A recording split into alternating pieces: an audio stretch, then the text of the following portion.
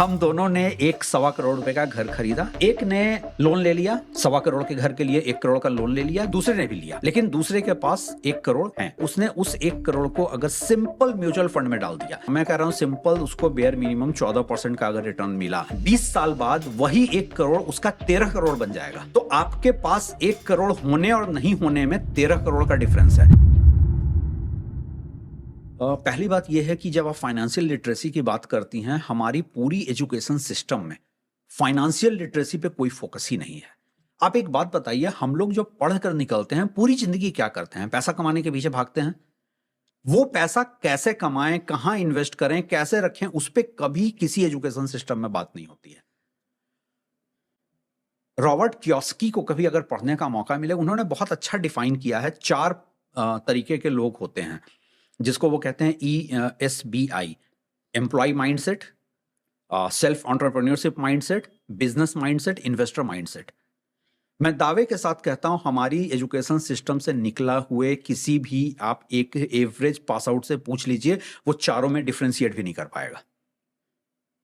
हमें हमारी education system ने ये सिखाया है, बेटा अच्छे से पढ़ाई करोगे तो अच्छी नौकरी मिलेगी।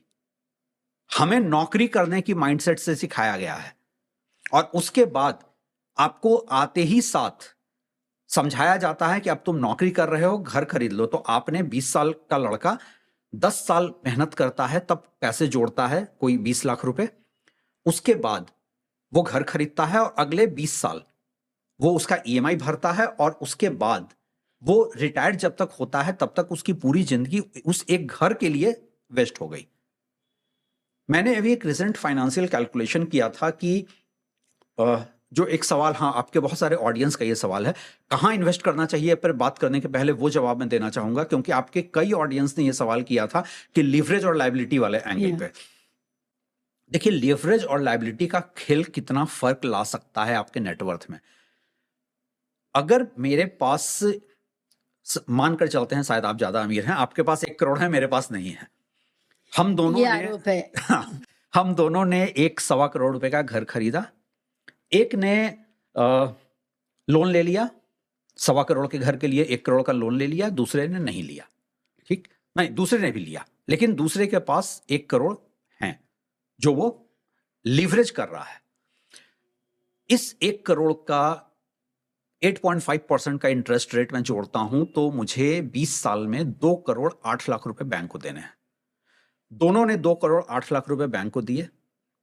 20 साल में उस प्रॉपर्टी की कीमत रफली 3 करोड़ रुपए, 2.25-3 करोड़ रुपए भी हो गई, जो एवरेज ग्रोथ रेट से मैं कैलकुलेट कर रहा हूं, और डेप्रिसिएशन वगैरह फैक्टर मैं अभी इसमें कैलकुलेट नहीं कर रहा हूं। लेकिन जिसके पास 1 करोड़ थे, उसका लेवरेज का गेम देखिए। उसने उस 1 करोड़ को अगर सिंपल म्यूचुअल फंड में डाल दिया, मैं स्टॉक मार्केट में रिस्क लेने को भी नहीं कह रहा हूं, मैं म्यूचुअल फंड के 18-20% के दावे को भी नहीं कह रहा हूं, मैं कह रहा हूं सिंपल उसको बेयर मिनिमम 14% का अगर रिटर्न मिला, 20 साल बाद वही 1 करोड़ उसका 13 करोड़ बन जाएगा।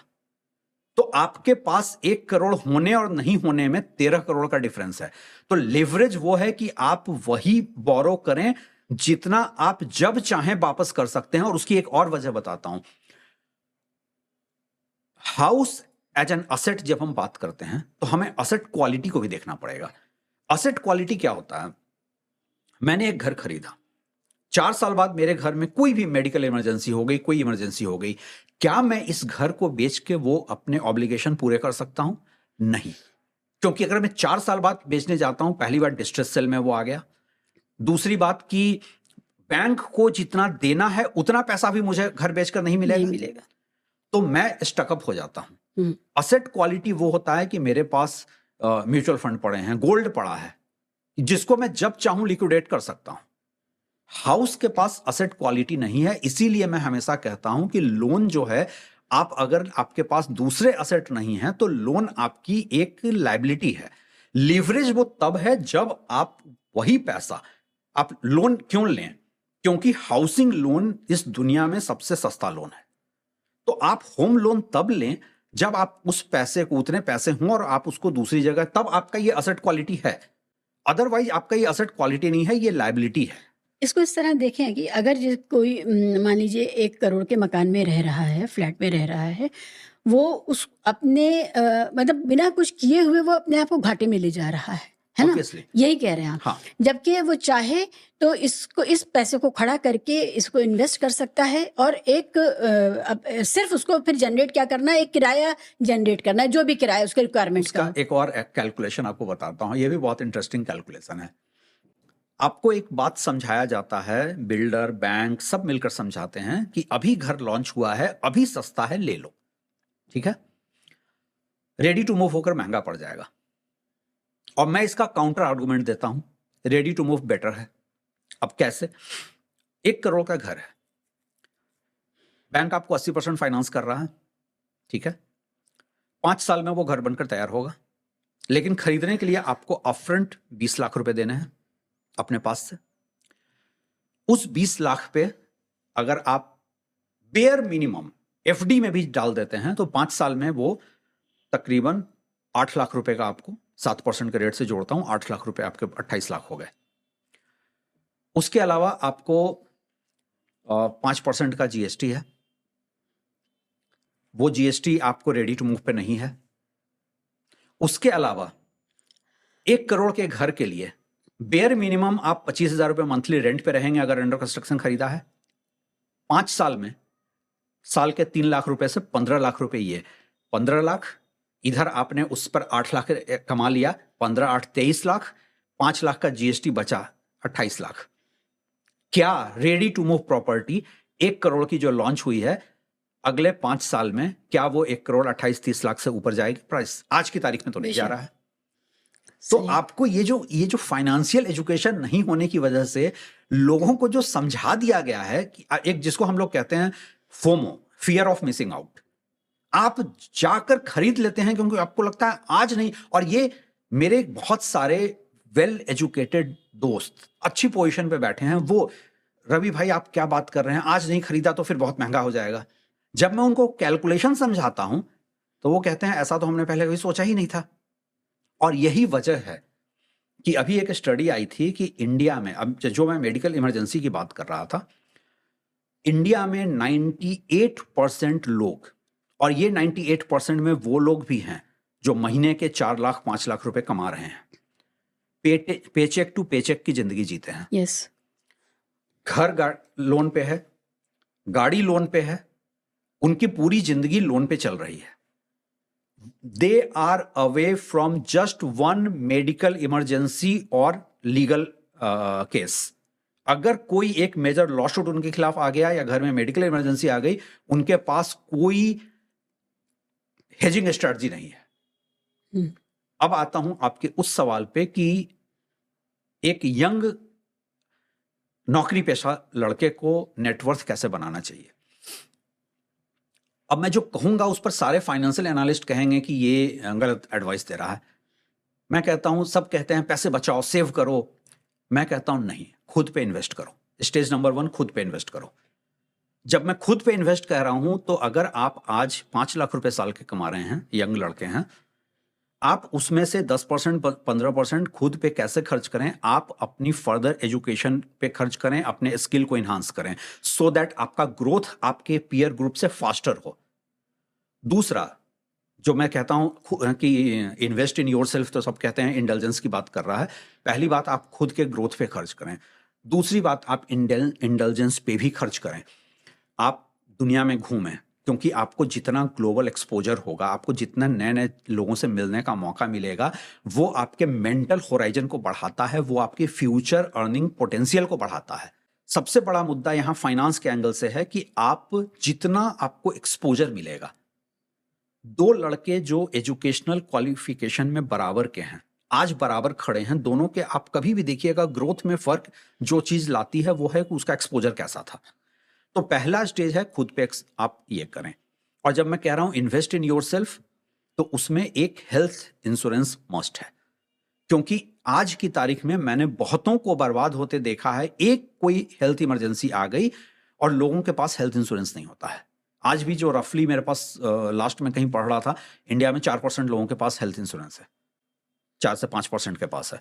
तो आप हेल्थ इंश्योरेंस अपना करा लें। तो ये स्टेज है कि आप stage 1 invest in yourself. Stage 2, आप इमरजेंसी फंड बनाएं। अब इमरजेंसी फंड की जब बात आती है तो लोग फाइनेंशियल जितने एनालिस्ट हैं, इन्फ्लुएंसर हैं, वो कहते हैं वो पैसा जो आपको कभी इमरजेंसी में काम आएगा उसके ऊपर रिस्क मत लो, उसको एफडी में डाल दो। एफडी से ज्यादा निगेटिव रिटर्न कहीं नहीं है, ट्रू, क्योंकि इन्फ्लेशन से भी कम है, प्लस वो टैक्सेबल इनकम है। तो मैं कहता हूं कि आप जो भी आपकी इमरजेंसी फंड है, क्योंकि इमरजेंसी हो भी सकती है, नहीं भी हो सकती है, आप उससे गोल्ड ले लें। क्योंकि गोल्ड ट्रेडिशनली 1947 से आज तक हमेशा इन्फ्लेशन को बीट करता रहा है। तो स्टेज 2 में आप इमरजेंसी कॉर्पस जो बनाएं वो अपना ये कर लें। स्टेज 3 पे जब आप गोल्ड में भी ये बताइए, ज्वेलरी नहीं लेनी है या लेनी है, क्या करना है? नहीं, गोल्ड में ज्वेलरी कभी भी एडवाइजेबल नहीं होता है। पहले तो सोवर्ण गोल्ड बॉन्ड आते थे, अब तो वो भी नहीं आ रहा है। तो आप गोल्ड में फिजिकल बिस्किट के तौर पे ले सकते हैं, जिसमें कि मेकिंग चार्जेस कम होते हैं। गोल्ड पीस, जिसे गोल्ड पीस वगैरह आप ले सकते हैं।